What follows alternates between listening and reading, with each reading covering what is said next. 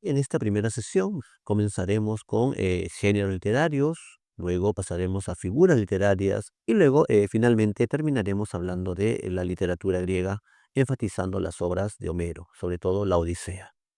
Como primer punto, vamos a desarrollar el tema de los géneros literarios. ¿Qué son los géneros literarios? ¿Cuál es su función? ¿Cuáles son los géneros considerados clásicos o tradicionales? ¿Qué los distingue a cada uno de ellos? ¿Cuáles son las especies más conocidas? Y las obras representativas, porque los ejercicios básicamente nos vamos a enfocar en ello. Saber reconocer en una obra su género, su especie. Es muy importante saber reconocer entonces los géneros literarios. Para ello, tengo preparado acá un pequeño esquema. Primero tenemos ahí la definición de géneros literarios. Básicamente consisten en sistematizar las obras. ¿Qué significa eso? Clasificarlas, agruparlas, según sus rasgos comunes y generales, evidentemente, ¿no? Ahora, quién fue el primero que estableció los géneros literarios? Fue un filósofo griego, muy conocido. Antes de Cristo, nos referimos a Aristóteles. En su obra Poética, él hizo la primera clasificación. A esa clasificación se le llama géneros clásicos o tradicionales. Y ahí podemos reconocer justamente tres: el género épico, el género lírico y el género dramático. Muy bien, a esto se le ha llamado los géneros clásicos. Nos vamos a ceñir a esta clasificación dada por Aristóteles. Hay otros géneros considerados ya modernos, como el narrativo y el ensayo o género expositivo. Pero nosotros nos limitaremos a esta clasificación tradicional. Veamos el género épico. ¿Qué distingue el épico de los demás géneros? El épico narra sucesos, por lo tanto es esencialmente narrativo. También tiene un carácter objetivo, ya que narra hechos de la realidad exterior al mundo del narrador. También puede utilizar el verso, como fue en la antigüedad, y la prosa. También el género épico utiliza lo que es la descripción de personajes, descripción de lugares, también el diálogo, pero no olvidar que su rasgo esencial es su carácter narrativo. Ejemplos: tenemos la Ilíada y la Odisea de Homero, epopeyas. La epopeya entonces es una especie épica. El poema Emio sí, de carácter anónimo, es un cantar de gesta. El cantar de gesta también es una especie épica. Novelas, por ejemplo, Conversación en la Catedral de Mario Vargas Llosa. El cuento también lo tenemos aquí. Los gallinazos sin plumas de Julio Ramón Ribeiro. Ahí tenemos entonces algunos ejemplos ilustrativos de este género. Pasemos al siguiente, el lírico. Nos referimos a la poesía. Muchos leemos poesía o hemos compuesto algunos versos, ¿verdad? Y lo que expresa básicamente el género lírico es el mundo interior. De allí su carácter subjetivo. Se le considera el género literario más subjetivo de todos. Expresa nuestros sentimientos, nuestras emociones. Utiliza el verso y también la prosa. Incluso la poesía moderna utiliza el verso libre, pero no olvidarse que su rasgo esencial es su carácter subjetivo. Eso lo distingue de los demás. En la lírica vamos a tener también diversas especies. Por ejemplo, la elegía, la cual expresa tristeza o dolor. Un ejemplo sería los yarabíes de Mariano Melgar, de que expresan pues este amor contrariado, ¿no? El lamento amoroso. La oda es otra especie que expresa alabanza, entusiasmo. Un ejemplo muy clásico, muy conocido, A la vida retirada de Fray Luis de León. Qué descansada vida la del que huye del mundanal ruido, dice Fray Luis de León. La égloga, que expresa un mundo pastoril idealizado y de tema amoroso, también es una especie de la lírica. Vamos a encontrar otras especies más, pero estas son, digamos, las más importantes. Veamos ahora el género dramático. Nos referimos al teatro. ¿Qué distingue al género dramático de los demás? Básicamente, su carácter de representación de acciones. Es decir, se van a representar acciones mediante el diálogo, el movimiento de personajes en un escenario y frente a un público. Eso es lo que caracteriza al género dramático, ¿no? Para ser representado. Profesor, yo tengo el libro Bodas de Sangre de García Lorca. Sí, pero ese texto es para ser actuado, ¿no? Para ser llevado a un escenario, ¿no? Y ser representado. En el género dramático también tenemos diversas especies, entre ellas la tragedia, ejemplo, Edipo Rey de Sófocles, Romeo y Julieta de William Shakespeare, la comedia, un ejemplo también muy conocido en el caso peruano, Ñacatita, famosa comedia costumbrista de Manuel Asensio Segura, y el drama. El drama es una especie que muchos se lo atribuyen a Lope de Vega. Aunque en clase no vamos a ver a Lope de Vega, pero sí a otro de los grandes representantes del teatro español del siglo de oro, como fue don Pedro Calderón de la Barca y su famoso drama filosófico La vida es sueño. Bien, ahí tenemos entonces la información sobre este primer punto, cómo son los géneros literarios. A tomar en cuenta el género y especie de las obras representativas. No hay que confundirlas.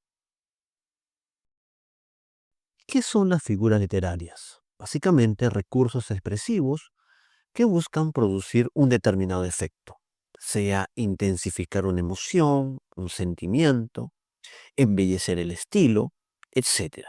Dependerá entonces del propósito u objetivo del escritor. Comencemos con una considerada pues la más importante, ¿no? La metáfora. ¿Qué es la metáfora?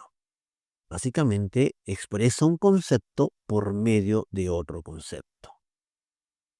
Veamos un ejemplo. Para un mejor reconocimiento, vamos a tener aquí dos tipos de metáfora, especie de fórmulas para saber reconocerlas. Un primer tipo sería la metáfora A es B. Ejemplo, el tiempo es oro. A, tiempo, B, oro, ¿no? Se está estableciendo una relación entre estos dos elementos. O si yo dijese, tus labios son fresas primaverales. Labios A, fresas B. O un ejemplo también muy conocido del poeta Jorge Manrique. Nuestras vidas son los ríos que van a dar a la mar, que es el morir. Vida, río, muerte, mar.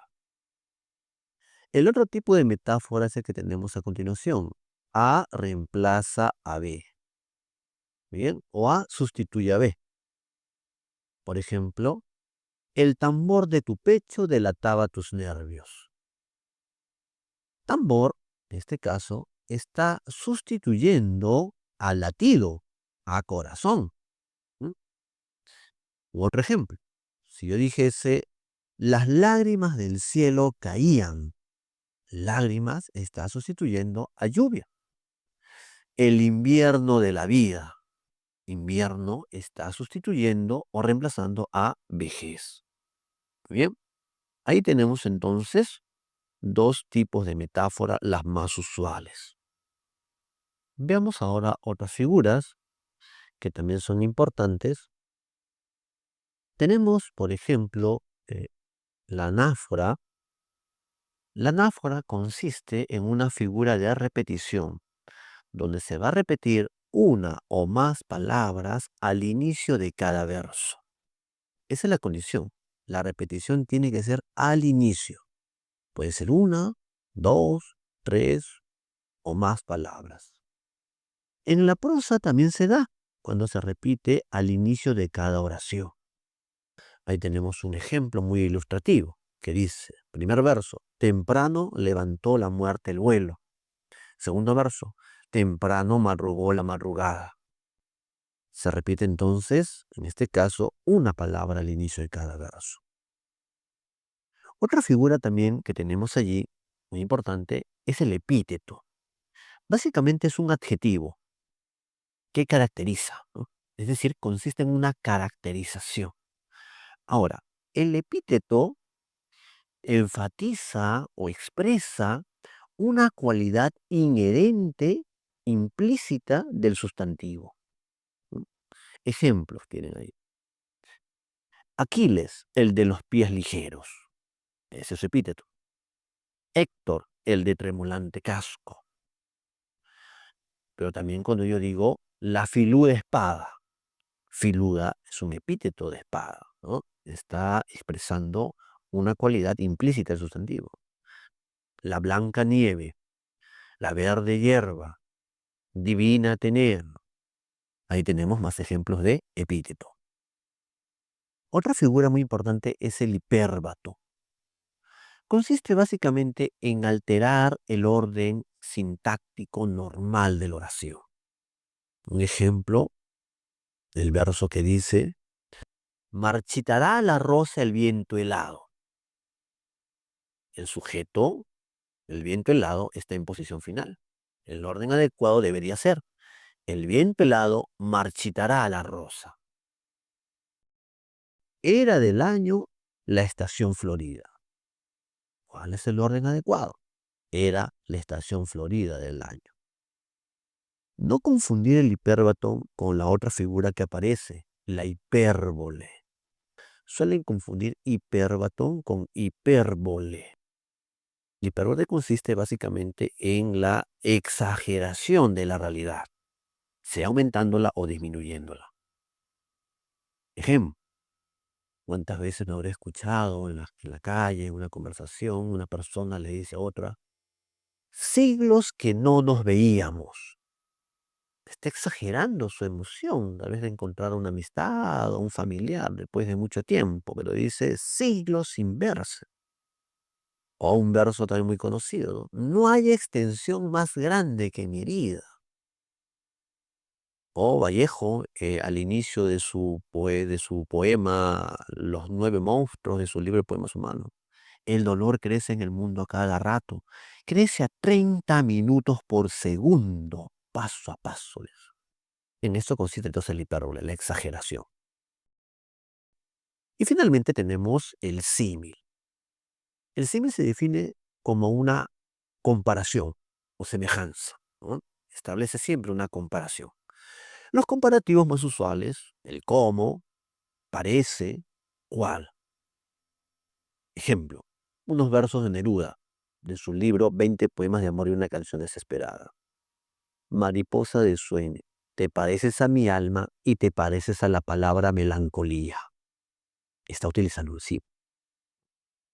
Dice, sus muslos se me escapaban como peces sorprendidos. Ahí tenemos en este caso el cómo. Digamos, un comparativo muy frecuente, muy usual. Bien, entonces estas 6 figuras son imprescindibles saber manejar su adecuada definición y como les dije al principio, en los exámenes de admisión de San Marcos, de las 4 o 6 preguntas, según el área a la que uno postule, casi siempre fija una pregunta de figuras literarias. Es decir, este tema tiene que estar bien procesado, bien repasado. Continuando con esta sesión, vamos a desarrollar ahora el tema de la literatura griega. En lo que es literatura universal, cuando uno comienza a examinar las sucesivas corrientes literarias que se han dado a través del tiempo, comenzamos con el clasicismo, ¿no? La primera corriente literaria de Occidente. El clasicismo abarca la literatura griega y la literatura latina o romana, pero el molde original fue la literatura griega. ¿Mm? Se caracterizó justamente por su carácter formativo y originalidad. Va a influenciar en las posteriores corrientes o movimientos literarios. La literatura griega es muy amplia. Según los manuales o tratados, se puede dividir en varias etapas o periodos. El primer periodo o etapa, la más antigua, se le denomina arcaico o jónico. Estamos hablando de muchos siglos antes de Cristo. Allí se desarrolla la épica y la poesía. Es allí donde vamos a enfatizar a Homero y sus grandes epopeyas, la Ilíada y la Odisea. Vamos a primero puntualizar las características en común de las epopeyas homéricas. Ambas fueron compuestas en una época donde no había escritura en Grecia. Por lo tanto, eran para ser recitadas, cantadas por el aedo o rapsoda. Así se denominó al compositor en la antigüedad. Si Homero existió, porque hay todo un debate sobre su existencia, la famosa cuestión homérica, si Homero existió, entonces fue un aedo o rapsoda. Entonces la Ilíada y la Odisea fueron compuestas para oyentes, no para lectores.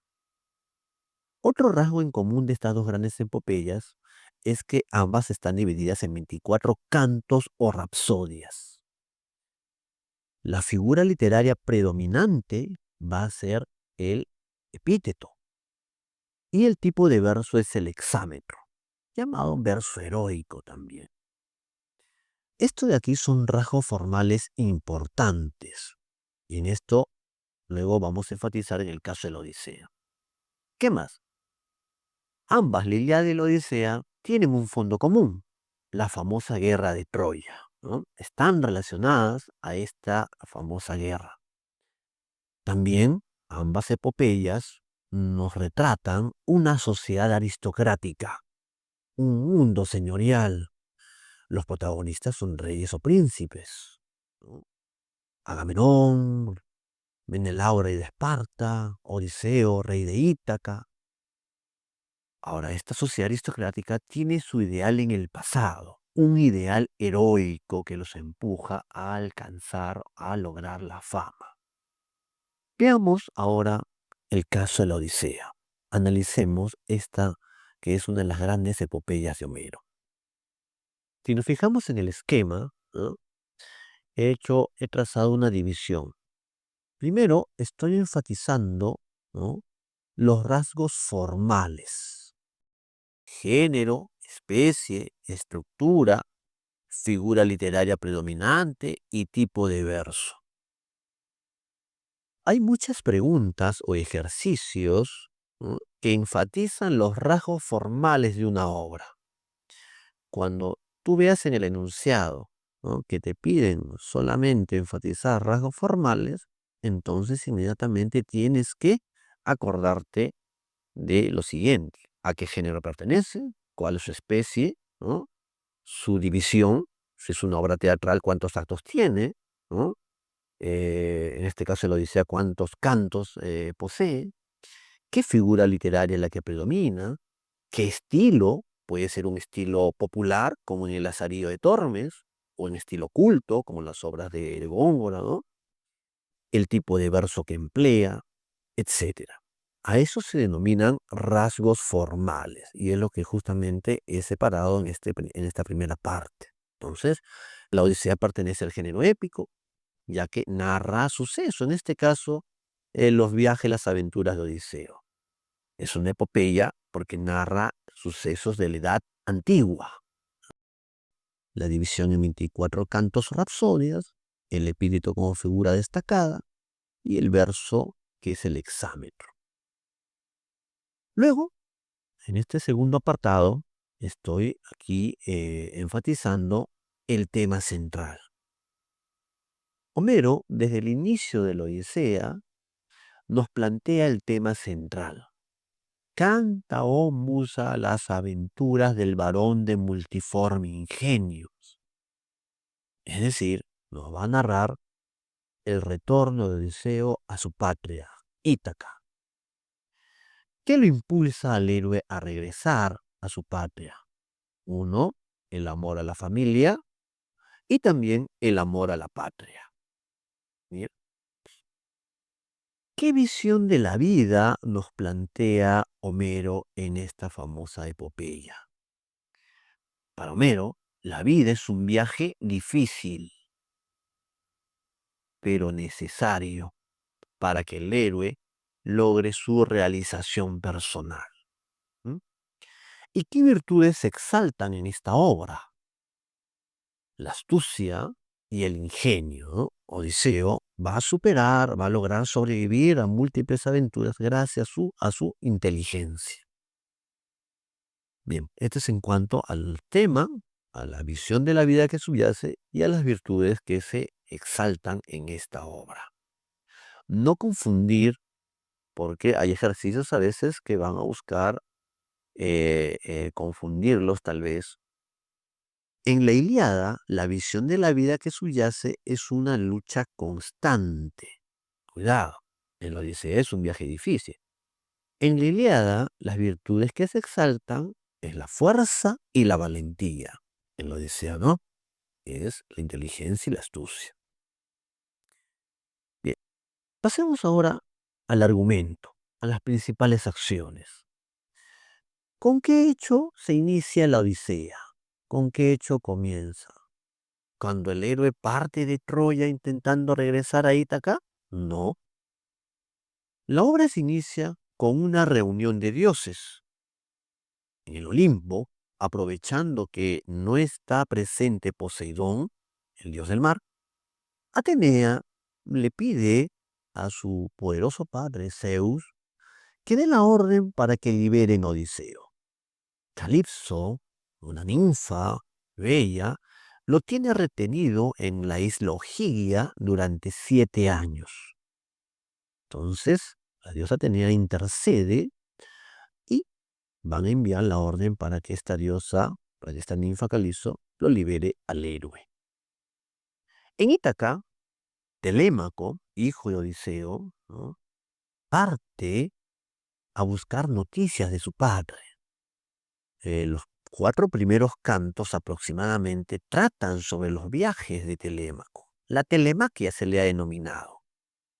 Va donde Néstor y luego donde Menelao en Esparta, quien le dice que su padre está vivo, está en una isla. Telémaco regresa ya más tranquilo a su isla para proteger a su madre de los pretendientes. Muy bien, en Ogygia llega la orden, Calipso intenta retener al héroe ofreciéndole el don de la inmortalidad. Sin embargo, Odiseo lo rechaza, porque él desea retornar a su padre y ver a su familia. La diosa lo ayuda dándole pues maderos, ¿no? El héroe fabrica una especie de embarcación y se hace a la mar. Poseidón le envía una tormenta y naufraga. Se va a salvar cuando llegue a la isla de los Feacios. Allí, en la playa, semidesnudo, es encontrado por Náusica, la princesa, la hija del rey Alcino. Odiseo es llevado al palacio, le ofrecen el don de la hospitalidad, le ofrecen un banquete, y allí recién va a revelar su identidad y va a narrar sus aventuras. Este dato es fundamental. Allí recién nos vamos a enterar qué sucedió desde que partió de Troya y estaba como prisionero luego en la isla de Calipso. Entre las principales aventuras vamos a tener, por ejemplo, la aventura con los lotófagos. Los que comían la flor de loto perdían ya la memoria y no querían regresar a su patria, no querían ver a su familia. Luego tenemos una aventura muy conocida, la de los cíclopes, ¿no? Con este personaje del cíclope Polifemo, que era pues antropófago. Odiseo y sus hombres pues quedan atrapados en su cueva, estaban siendo devorados, y allí el héroe pone en práctica su inteligencia, ¿no? Cuando Polifemo le pregunta cuál es tu nombre, él le responde nadie. Cuando lo dejan ciego, ¿qué hace Polifemo? Comienza a llamar a sus demás hermanos los cíclopes, diciendo nadie me quiere matar, nadie me hace daño, y por eso no recibe ayuda. Odiseo logra escapar con sus hombres, y ya seguro en el barco, recién le revela su identidad. ¿Qué hace Polifemo? Invoca a su poderoso padre Poseidón para que castigue a Odiseo. Muy bien. Luego tenemos una aventura que es la que corresponde a la hechicera Circe. Ella va a transformar en animales, en cerdos, a los hombres de Odiseo. Nuestro héroe va a rescatarlos, se dirige al palacio de Circe, recibe la ayuda del dios Hermes para no caer bajo su hechizo, y luego tiene que obedecer los reclamos amorosos de esta diosa hechicera, y así logra salvar a sus compañeros. Ella también lo va a ayudar diciéndole que si quiere hallar la ruta de regreso a su patria, tiene que descender al Hades, al mundo de los muertos. También tenemos una famosa aventura, la de las sirenas. Odiseo logró escuchar el canto de las sirenas. Pero ¿por qué no quedó hechizado? ¿Por qué no le ocurrió algo malo? Porque se hizo amarrar fuertemente con sogas al mástil del barco, mientras sus hombres iban remando tranquilos porque tenían cera en los oídos, ¿no? Y así son muchas las aventuras donde el héroe va perdiendo buena parte de su tripulación hasta que finalmente queda como único sobreviviente y llega a la isla de Calipso. Bien, termina de narrar sus aventuras y por fin el héroe va a poder retornar a su patria, gracias a la ayuda del rey Alcino. El rey Alcino le va a proveer de embarcación, de provisiones, y nuestro héroe, luego de casi 20 años, retorna a su patria. La diosa inmediatamente, la diosa Atenea, su diosa protectora, no se olviden, lo va a transformar en un mendigo, ya que nuestro héroe va a poner en práctica su venganza. Ya tiene noticias, pues, que los pretendientes viven en su palacio, están acabando con sus provisiones, han pretendido matar a su hijo, quieren, pues, quitarle a su esposa y su reino. Muy bien, Odiseo se presenta ante Telémaco, le informa, pues, que él es su padre, se dirige al palacio solo como mendigo, es maltratado por los pretendientes, la reina Penélope lo recibe y manda que una criada lo atienda. Era Euriclea la que fue nodriza de Odiseo. Ella reconoce la cicatriz del héroe, pero Odiseo le pide que no revele su identidad. Se organiza el torneo del arco y la flecha. Y en ese torneo, pues, el que quiera casarse con Penélope tiene que armar el arco del héroe, cosa muy difícil, y luego tener buena puntería y pasar una flecha por 12 hachas. Ninguno pudo hacerlo. El mendigo pide participar, los pretendientes reclaman, pero ya había una complicidad, pues, de Odiseo con su hijo Telémaco.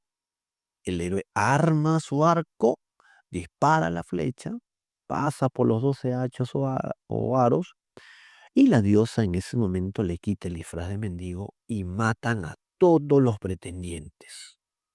Se dirige a la alcoba de su esposa, se presenta, y amor, he regresado, le dice, y Penélope no lo reconoce. Mejor dicho, Penélope está probando si realmente él es Odiseo, tiene que demostrar su inteligencia, su astucia. ¿Cómo logra hacerlo el héroe? Narrándole un secreto que solo ellos conocían, ¿no? Odiseo era un buen carpintero y él había labrado la cama, la alcoba nupcial, que era fija, ¿no? No se podía mover, ya que fue labrada sobre un árbol que había al interior del palacio. Cuando Odiseo le narra este suceso, ¿no? Entonces recién Penélope reconoce a su esposo. ¿Cómo termina esta famosa epopeya? Finalmente, entonces, se produce el reencuentro con su familia, con su pueblo, y también se da la reconciliación, ¿no? Del pueblo de Ítaca con su rey. Ahí tenemos entonces la parte final de la Odisea. No se olviden que para Homero la visión de la vida que subyace aquí es que la vida es un viaje difícil pero necesario para que el héroe logre su realización personal.